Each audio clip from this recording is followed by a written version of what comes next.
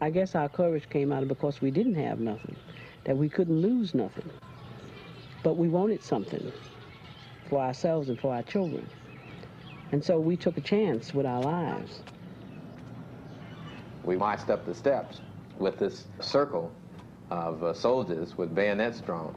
And walking up the steps that day was probably one of the biggest feelings I've ever had. I figured I had finally cracked it. My freedom is very much entangled with the freedom of every other man. So I'm fighting for my own freedom here. Are you scared? Yes, I'm very much afraid. Everyone here is.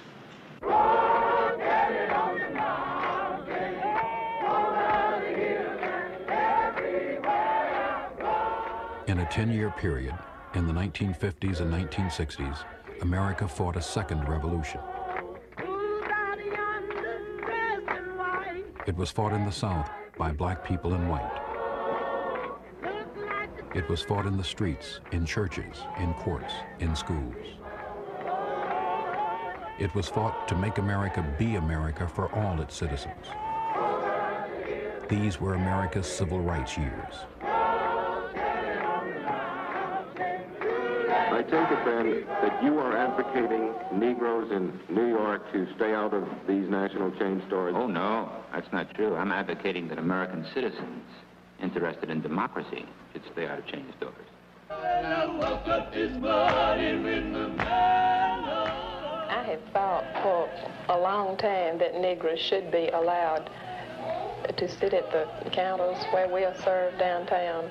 This is just a part of many things that I think they should be allowed to do. All the people of the South are in favor of segregation. And Supreme Court or no Supreme Court, we are going to maintain segregated schools down in Dixie. We're willing to be beaten for democracy, and you misuse democracy in the street. You beat people. Get out in front of the camera and go on. It doesn't matter matter of being in front of the camera. It's a matter of facing your sheriff and then hide your blows. Well, go on.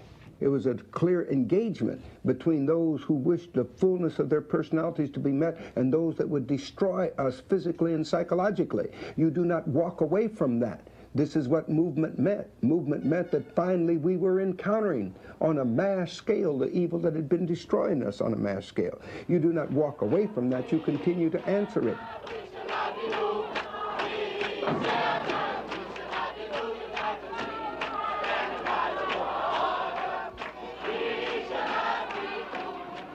I always think of what Matthew Jr. told me. When he called from the jail, he said, "Be cool, mother." And that was very trying, and yet it was amusing too. He's telling me to be cool at this point.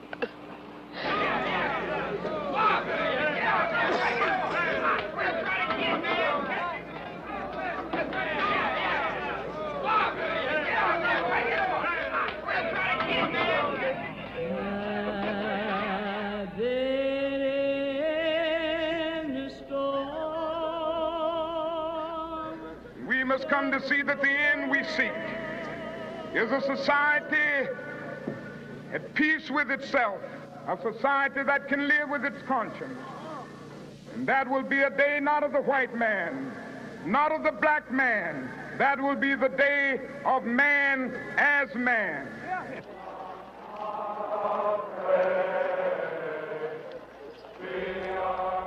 It was a hard fight, challenging America's basic beliefs.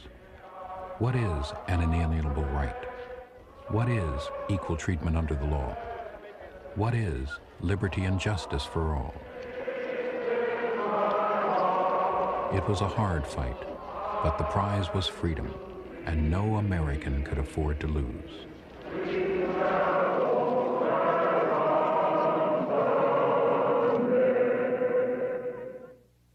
I know the one thing we did right was the day we started to fight. Keep your eyes on the prize. Hold on, hold on. Keep your eyes on the prize. Hold on.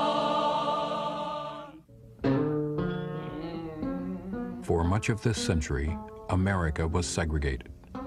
It was our social system, our way of keeping blacks and whites apart.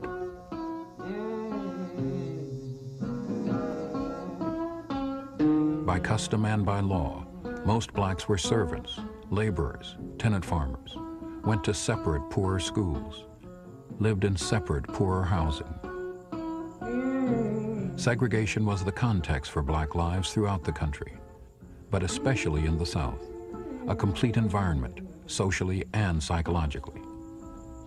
Listen, for a long time, I had the idea that a man with white skin was superior because it appeared to me that he had everything. And I figured if God would justify the white man having everything, that God had put him in a position to be the best. If you're born into a system that's wrong, whether it's a slave system or whether it's a segregated system, you take it for granted. And I was born into a system that was segregated and denied blacks the right to vote, also denied women the right to vote. And I took it for granted. Nobody told me any different. Nobody said it was strange or unusual. It wasn't like other states. Segregation had its rules, and Southern blacks knew that if they didn't obey them, if they didn't step aside to let a white man pass, or if a black man looked too closely at a white woman, the system could be enforced by violence. Groups like the Ku Klux Klan used terrorism to uphold white supremacy and were an ever-present symbol of intimidation.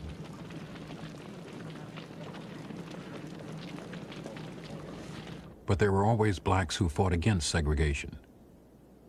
Many ministers preached equality, and black unions and organizations like the National Association for the Advancement of Colored People worked for it for decades through speeches, demonstrations, and court cases.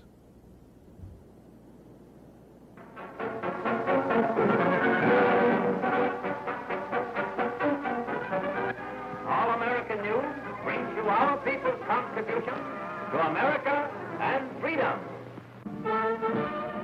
World War II had an enormous impact on black hopes for change. Black Americans fought and died in a segregated U.S. Army, but they saw a larger, unsegregated world. They saw their own power as they fought, and as some were trained as officers and specialists. And they came back with a new sense of themselves. I spent 3 years overseas in New Guinea, and I became an officer during that period. I had been eager to exercise authority. So when we got out, it was just one more step to say, well, look, we aren't going to take this anymore. The South they came back to was determined to resist change, and most of the nation was not ready to hear black demands for justice. Then, in the early 1950s, after years of carefully planned litigation, the NAACP brought these demands to the Supreme Court. The test cases were set in schools. On May 17, 1954, the Supreme Court ruled unanimously in Brown versus Board of Education that segregated schools were unconstitutional. It called into question the whole system of segregation. It was quite a shock to Southerners to be told that the way they had been running their affairs for many, many years were no longer acceptable to the nation as a whole. And a great many of the older crowd of white Southerners felt that they came of an ancestry that were founders of the Republic, and they knew the Constitution and customs and laws of the country as well as anybody else. The South resisted desegregation with legal and illegal delays. It would take years before the Supreme Court's decision would be implemented in any meaningful way, but it had one immediate effect. I think that the greatest impact of the Brown decision was on the black community itself. It was a statement to the black community that they had a friend, so to speak, the Supreme Court. And so it emboldened the communities of blacks around the country to move forward, to secure their own rights. The change began slowly, especially in rural areas. Blacks knew they could still lose their livelihood or their lives if they pushed whites too fast. But step by step, the change began, first with small acts of personal courage. In September 1955, an old man named Mose Wright took that remarkable first step. His story starts at the Tallahatchie River in Money, Mississippi. Here, the body of Mose Wright's nephew, Emmett Till, was found, way down in the waters.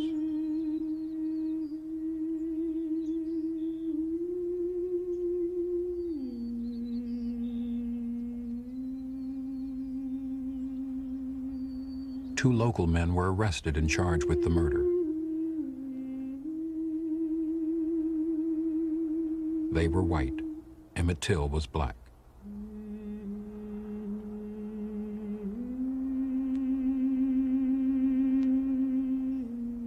Till had come down from Chicago to visit his relatives. This is Mose Wright. I am the uncle of Emmett Louis Till. Sunday morning about 2:30, someone called at the door. And I said, "Who is it?" And he said, "This is Mr. Bryant. I want to talk with you and the boy." And when I opened the door, there was a man standing with a pistol in one hand and a flashlight in the other hand. And he asked me, did I have two boys there from Chicago? I told him I have. And he said, I want the boy that done all that talk. And they marched him to the car, and they asked someone there, was this is the right boy? And the answer was, yes. And they drove toward Money. And I found out about it 9:30 Sunday morning. I was in bed. I got up, called my mother when I got the news, because I had every decision I had ever made or every crack that I had ever been in, it took her to get me out of it. And I took that one to Mama, too, because I didn't know what to do. Mother told me to come right over, and she would start making calls. And I got over there as quickly as I could make it. And that wasn't very long. By this time, everyone in Money knew what had happened. Emmett Till had broken one of segregation's rules. He talked fresh to a white woman in a store. He was only 14, he was a Northerner, and he didn't understand. He went into the store to buy some candy.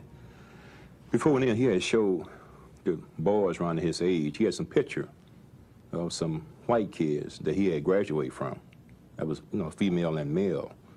So he told the boys down there, hey, you got around the store? This must have been around about maybe 10 to 12, youngsters around there, that the girls was his girlfriend, So one of the local boys said, hey, there's a girl in that store there, so I bet you want to go in there and talk to her, So he went in there to, get some candy. So when he was leaving out the store, after buying the candy, he told us, say, bye, baby. And the next thing I knew, one of the boys came up to me and say, man, you got a crazy cousin. He just went in there and said bye to that white woman. And that's when this man I was playing checker with, this older man, I guess he must have been around about 60 or 70, he jumped straight up and said, boy, say, y'all about to get out of here, say, that lady come out of that store and blow y'all brains off. Wednesday, the sheriff came and told me they had found the body at Phillip and wanted me to go and identify the body, which I did.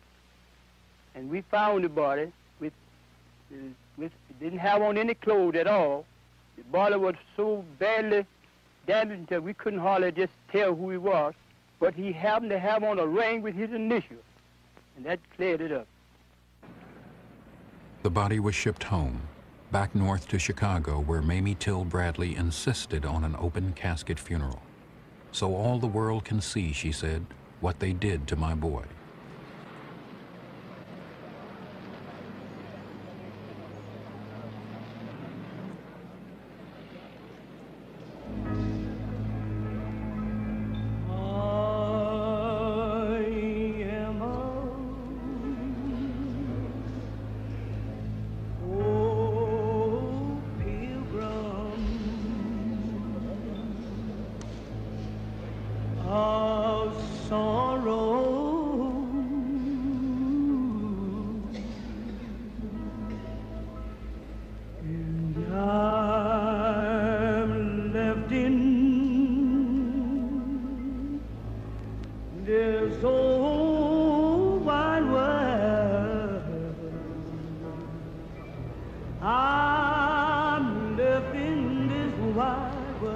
Jet magazine showed Till's corpse, beaten, mutilated, shot through the head. A generation of black people would remember the horror of that photo. No, for tomorrow.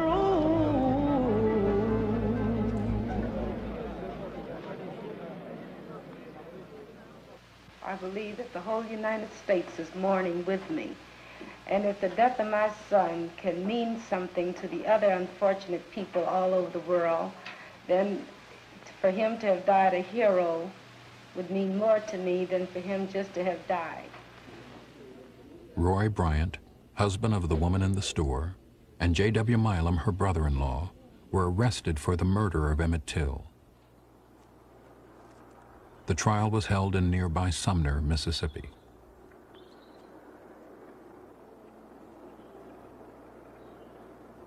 Black organizations like the NAACP and the black press were especially interested, and they worked hard to keep the case in the news, to make an example of Southern racism for the world.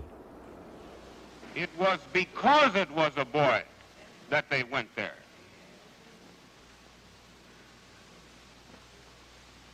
They had to prove that they were superior. They had to prove it by taking away a 14-year-old boy. You know, it's in the virus, it's in the blood of the Mississippian. He can't help it.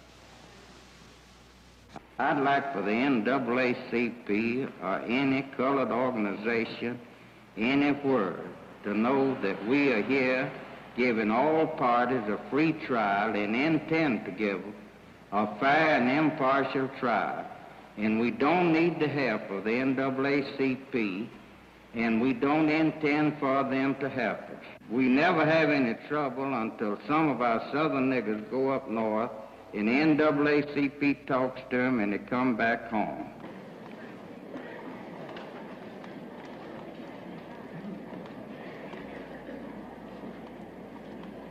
I had covered the courts in many areas of this country, but the Till case was unbelievable. I mean, I just didn't get the sense of being in a courtroom. It was, first place, segregated. The black press sat at a bridge table far off from the court, and the boy's mother came down. They sat her there at the bridge table with us. Plus, the United States Congressman, at that time, Diggs, he came down, and I was the one that got him in because the sheriff wouldn't let him in. He said to the deputy that he called over, he said, "This nigger here said there's a nigger outside who says that he's a congressman and he has corresponded with the judge, and the judge had told him to come on down and he would let him in." He said, but the sheriff won't let him in, so he's sending his card up there. So this guy said, "A nigger congressman?" And he said, That's what this nigga said. So I said to myself, my God, I have never seen anything like this in my life. There was, of course, a lot of buzzing when I entered the place and was placed in that area. And I think the judge said something about, yeah, have that boy come on up here and sit down over here with these news reporters, you know. What do you intend to do here today? To answer any questions that the attorneys might ask me to answer, to the best. How do you think you could possibly be a help to them? I don't know. I mean, just by answering whatever questions that they ask me. I see. Do you have any evidence bearing on this case? This way. I do know that this is my son. The defense argued that the body found tied to the cotton gin fan in the river was so disfigured that it could not be identified as Emmett Till. The trial took 5 long, hot days. Because of threats to his life, the prosecution's star witness, Mose Wright, was kept hidden out of state. Will you go back to Mississippi to testify in the kidnap trial? Sure, I'll go back because I promised the sheriff I'll be back. And so if I live, I'm going back to testify. And after the trial, well, I'm through with Mississippi forever and ever. Didn't have my part in Mississippi. I'm through with it. I don't want nothing to happen. At the time, I really didn't realize how brave my grandfather Mose Wright was, you know. But after I got older, I realized that he was a brave man. He was a mighty brave man to travel back down there, you know, among all those hostile peoples and testify and get him up in court and point his finger at a white man and accuse him of murder. He was called upon to testify as to could he see anybody in the courtroom, identify anybody in that courtroom that had come to his house that night and got the Emmett Till out. He stood up, and there was a tension in the courtroom. And he says, in his broken language, "Dar he." Dar he, there he is. Other black witnesses came forward too.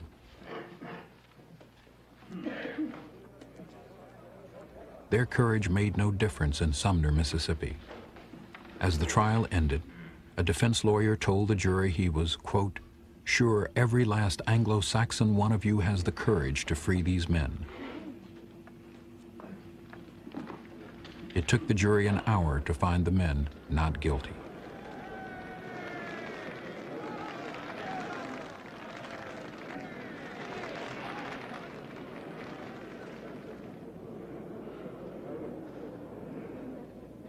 How do you folks feel now that it's all over? Roy, how about you? I'm just glad it's over with. J.W.? I am too. Mrs. Bryant, Feel fine. how about you, Mrs. Milam? Did you expect this verdict? Well, I was hoping for it.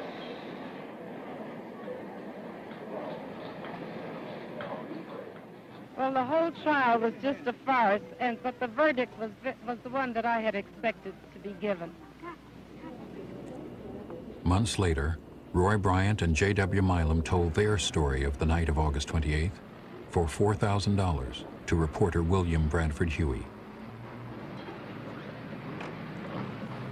Milam was startled at the belligerent attitude, or the fact that young Till didn't appear to be afraid of him.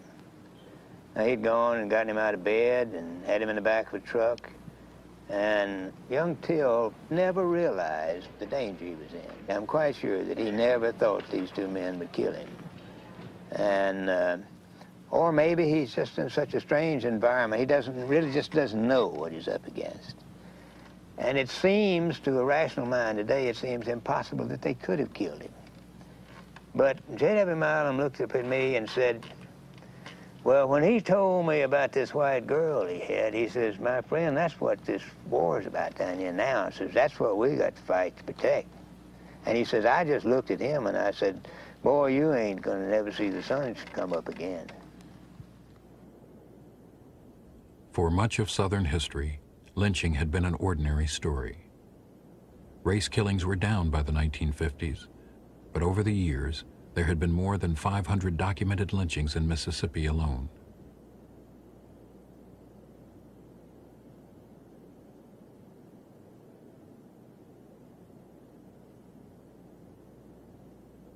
And the fact that Emmett Till, a young black man, could be found floating down the river in Mississippi, as indeed many had been done over the years, just set in concrete the determination of people to move forward. And I think we said back there that really only God, only the books in heaven can know how many Negroes have come up missing and dead and killed under the system in which we lived. In Mississippi, a few black people stood up to the system, but it was not enough. Their challenge was easily beaten back. 3 months later in Alabama, when many stood together, the challenge would be strong. It started with a woman named Rosa Parks in Montgomery. Montgomery in 1955 was a typical Southern city. We are called the cradle of the Confederacy. And there is a tradition in Montgomery of having the, carrying out the old Confederate South type of things, the stars and bars, flags. It was a totally segregated community. Department stores had white water fountains and colored water fountains. We had separate taxis. You had black taxis and you had white taxis. And Montgomery, like all of the South, had segregated buses. In interstate buses like this one, and in city buses, the whites sat in the front, the blacks in back. If more whites got on, the blacks had to give them the middle and back seats too. On December 1st, 1955, Rosa Parks refused to give up her seat to a white passenger. The front seats were occupied, and left one man, a white man, standing. And at this point, the driver asked us to stand up and let him have those seats.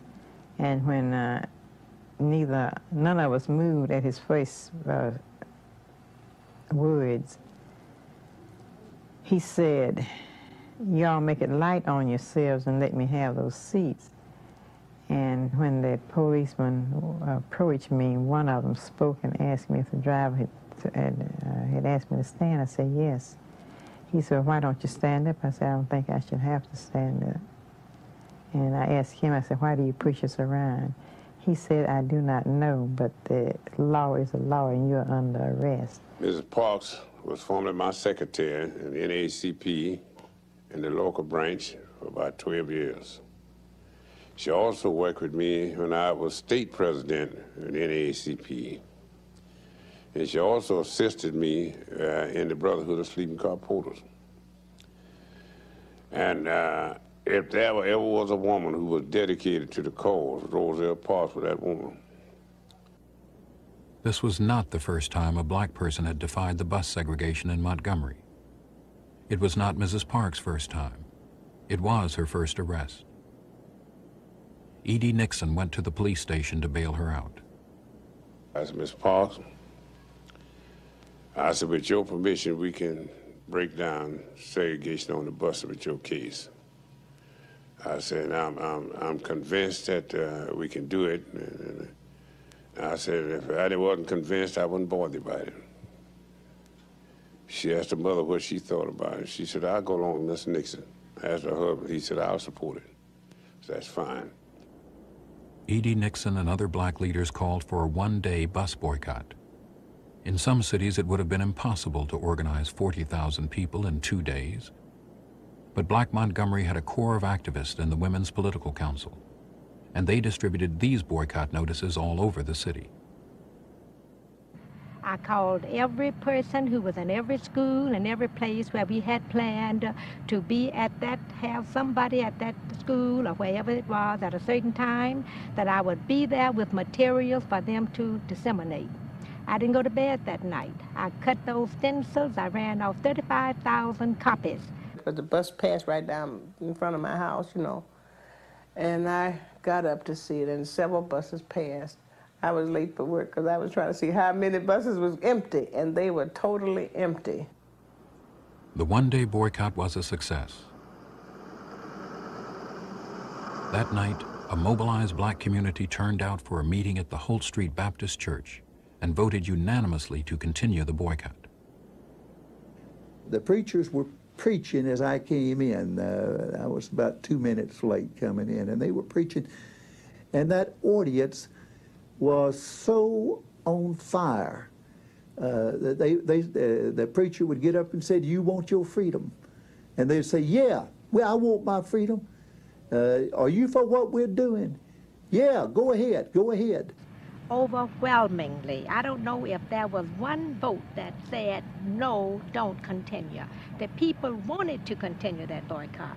They had been touched by the persecution, the humiliation that many of them had endured on buses, and they voted for it unanimously, and that meant thousands of people. You see, when I first started fighting, I was fighting to keep so that the children who came behind me wouldn't suffer the same thing I suffered. Then the night of the bus boycott on December the 5th, I told the people that I had been fighting like that for all these years. I said, the night I changed my mind, I said, hell, I want to enjoy some of this stuff myself. And man, you ought to hear people holler. The keynote speaker at Holt Street Church was a new preacher in town, Dr. Martin Luther King, Jr. He was only 26 and was almost unknown outside his own congregation. King wasn't sure he should accept when his fellow ministers and other leaders asked him to head the new Montgomery Improvement Association and the boycott. But they wanted him in part because he was new in Montgomery. Reverend King was a young man, very intelligent young man. He had not been here long enough for the city fathers to put their hand on him. Martin said, well, you know, I'm not sure I'm the best person for this position since I'm new in the community, and but if no one else is going to serve, you know, someone has to do it, and I'd be glad to try to do it.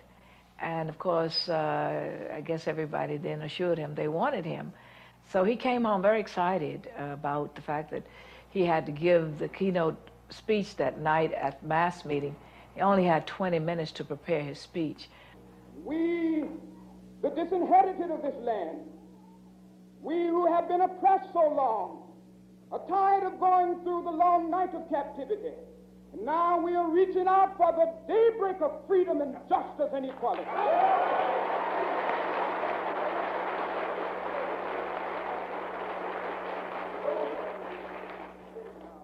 The only weapon that we have in our hands this evening is the weapon of protest. That's all. And certainly this is the glory of America with all of its faults. And we are not wrong. We are not wrong in what we are doing. If we are wrong, the Supreme Court of this nation is wrong.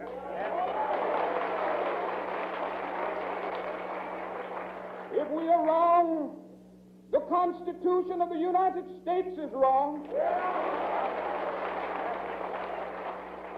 If we are wrong, God Almighty is wrong. We had never seen a crowd like that before. It took 15 minutes before the people would sit down and become quiet and let us begin the meeting. And I can tell you the name of the first song that we sang. It was What a Fellowship, What a Joy Divine, Leaning on the Everlasting Arms.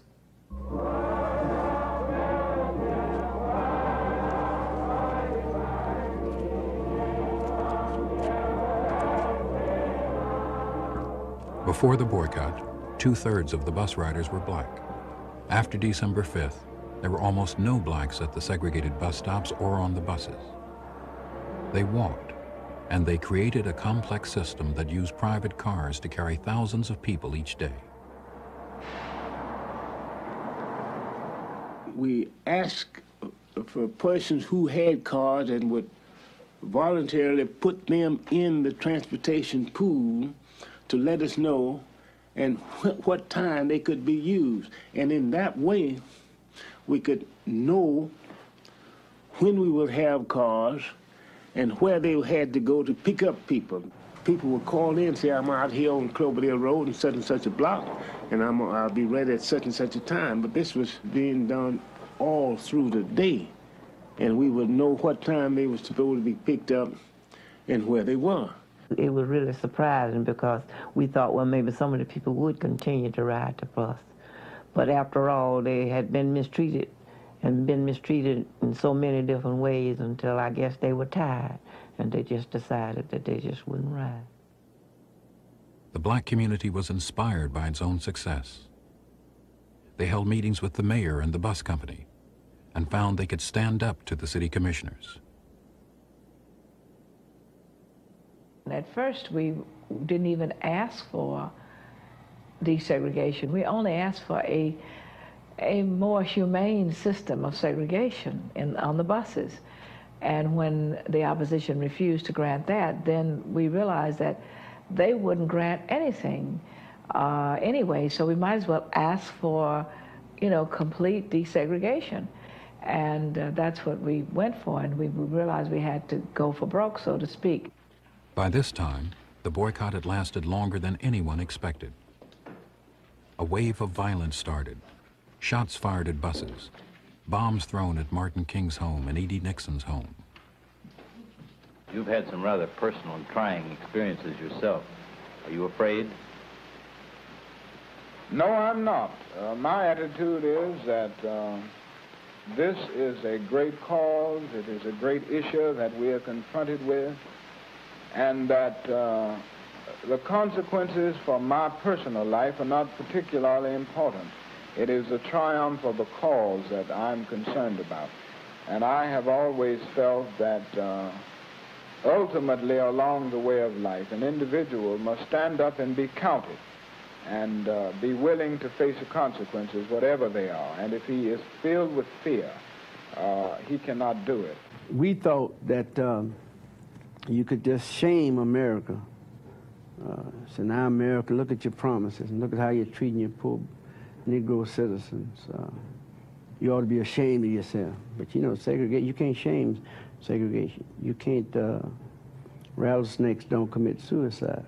Ball teams don't strike themselves out. You got to put them out.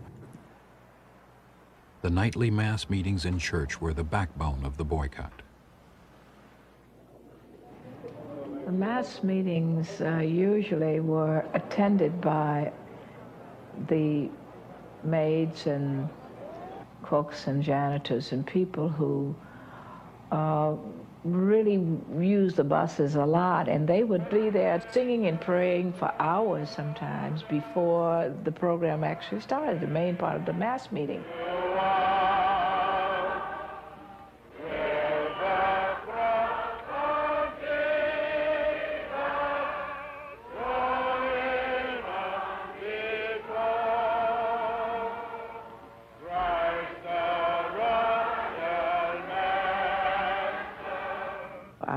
Just about all of them. It was really very interested in it because you could go and you could learn about so many things that you didn't know exist, and so many people would tell you how they were being mistreated, and they were glad that they were able to come up and not have to take the same treatments that they once had taken and was afraid to admit.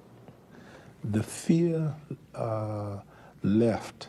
The fear that had shackled us across the years all left suddenly when we were in that church together. Dr. Abernathy would speak first, usually, and he had the ability to really make them laugh and maybe make them cry some. He really knew how to, kind of get them in the mood. This show is your show.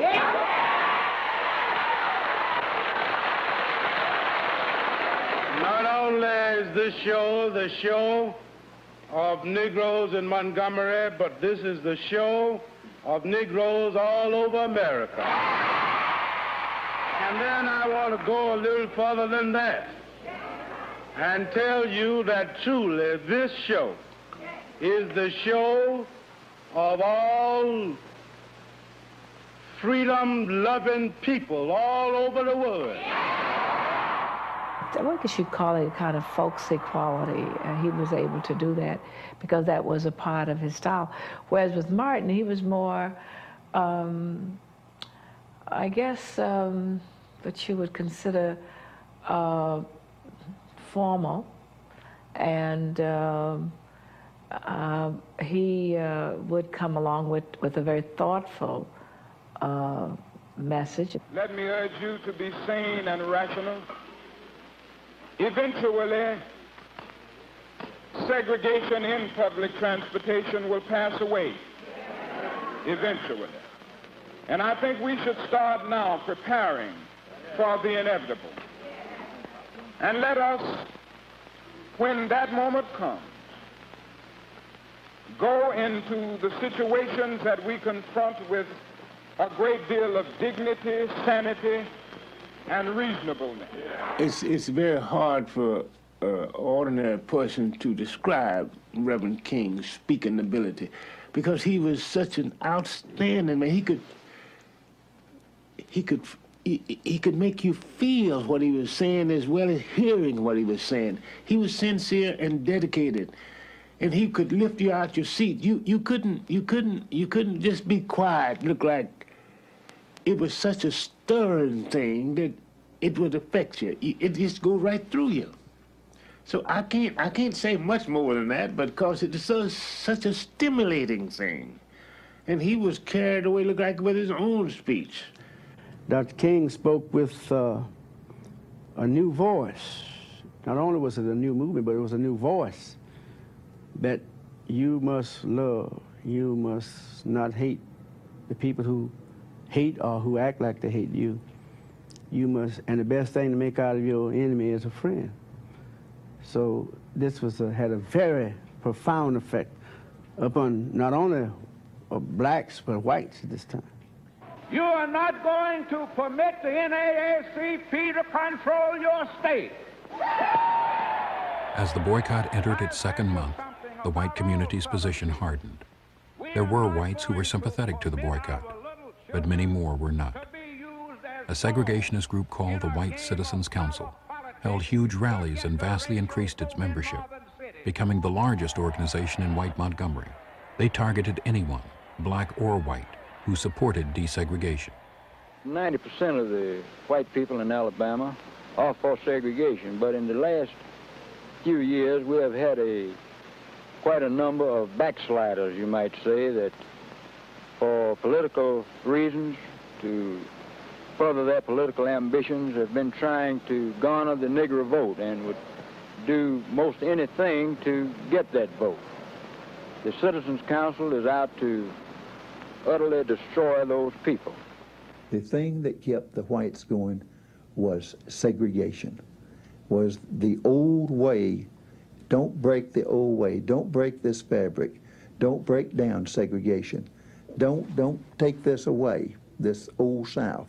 Don't take back the things that we've always known, and that we fought a war over these things, and that our forefathers would have us do this. Despite the pressure, the buses remained empty. The black leaders decided the boycott might weaken if they didn't respond quickly to the violence. They filed suit in federal court, claiming that bus segregation was unconstitutional.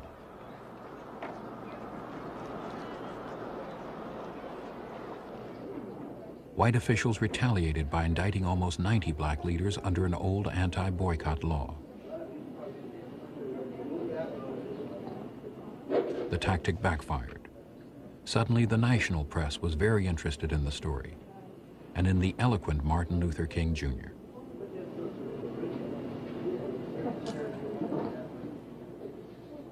We still feel that we are right and that we stand within our constitutional rights in the protest. And we still advocate nonviolence, passive resistance, and still determined to use the weapon of love. Jesus is with me. Oh, yeah. Armed with the weapon of nonviolent resistance, Montgomery's blacks kept walking, month after month after month. Oh, Lord, when I need more, and I've gone to my extreme, all my work can pay it seems, and the Jesus staff. How many miles do you think you walked? Oh, about 7, 8 miles a day, maybe long further than that, because, you know, going and coming, it made a great deal distant. Ever tempted to take a ride from? No, no, but if sometime we would be out on the road coming home, well, it'd be a white lady to come along and pick us up and carry us so far, and we would thank her for it. We would be very glad, and we would offer her pay, but she wouldn't take it. The strange thing that happened was a kind of a play between white women and black women, in that the mayor of the town issued an order saying if the white women would just stop carrying their maids back and forth, that the boycott would be ended. And so, I don't say all of them, but some of them replied and said, well, if he wants to come out and do my cooking and laundry and nurse the children and clean up, he can. So the white women went and got them in the car. They said they did it because the bus had broken down. Any excuse you could possibly think of. Well, I would have to say that there were many sympathetic whites who knew that the system was wrong, and they were doing what they could to help to correct it. Oh, Jesus is with me. Oh, yeah. When I need him more, Jesus is with me. Jesus is with me. Oh, yeah. When I need him more. Well, you know, a lot of times some of the young whites would come along and they would say, nigger, don't you know it's better to ride the bus than it is to walk? And we would say, no, cracker, no, we were to walk.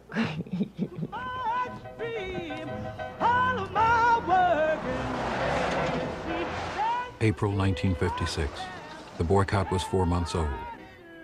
In other states, lawsuits and black pressure were breaking down bus segregation, but not in Alabama.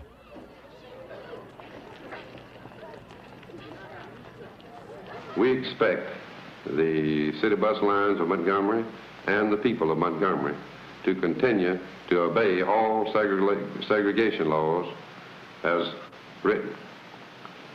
I have this day issued orders to the chief of police and the police department to continue to make arrests in all violations with reference to the segregation laws.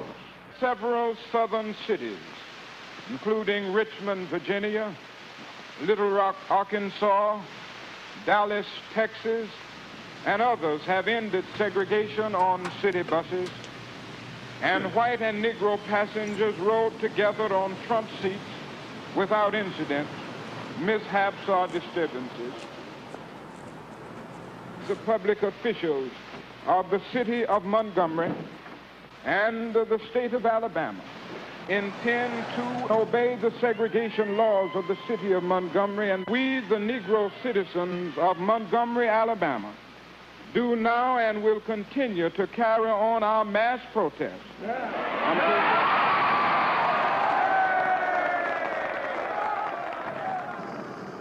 June 1956, 6 months. There had been boycotts before, in Baton Rouge, Louisiana, 3 years before, even in Montgomery itself, 50 years before. None had lasted so long with so much support. In Tallahassee, Florida, another boycott started. It was so effective that the bus company was forced to shut down operations. It was clear the boycotts hurt the bus companies, businesses, and the cities. It was not clear if they could end segregation. September 1956, 9 months. The Klan in Montgomery held a series of highly visible rallies.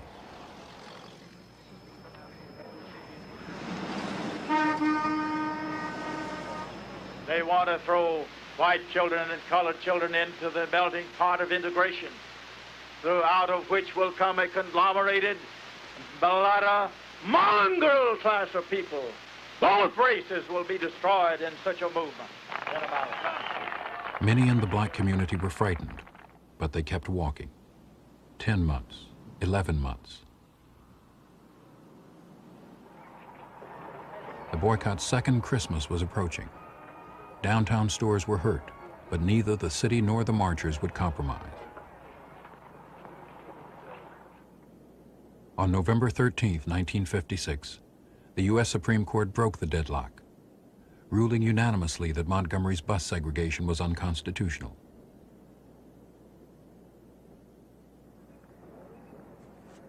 That day, the Ku Klux Klan rode and walked the black neighborhoods again. This time, the blacks just watched, unmoved and unafraid.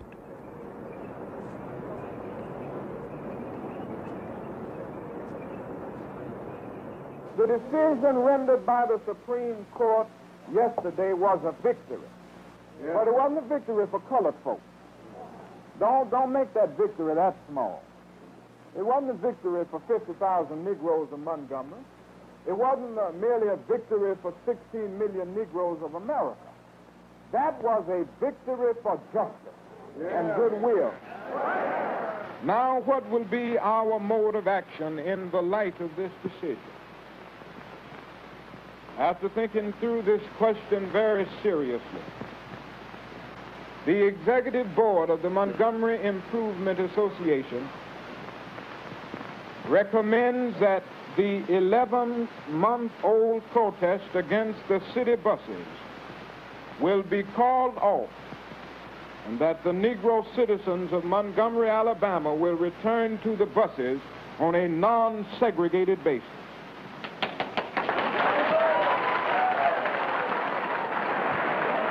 Are you ready for the question? All in favor, let it be known by standing on your feet. It seems that it is carried unanimously.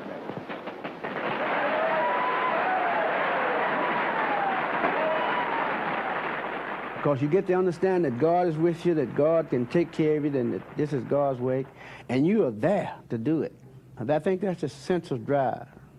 That's what many people don't understand about what happened back in the Deep South. That here I am, that this is my duty. I've got to do something. And God is with me. And if God is with me, how can you lose leaning on the everlasting arm? Oh, what a beautiful city. Oh, what a beautiful city. Oh, what a beautiful city.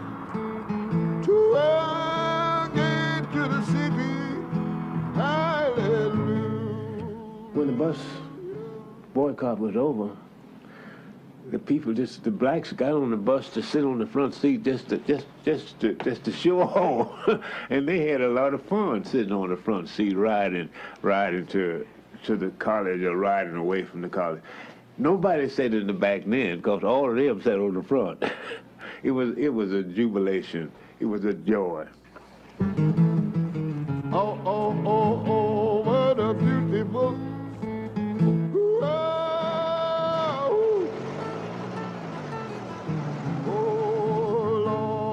Beautiful city, to get to the city.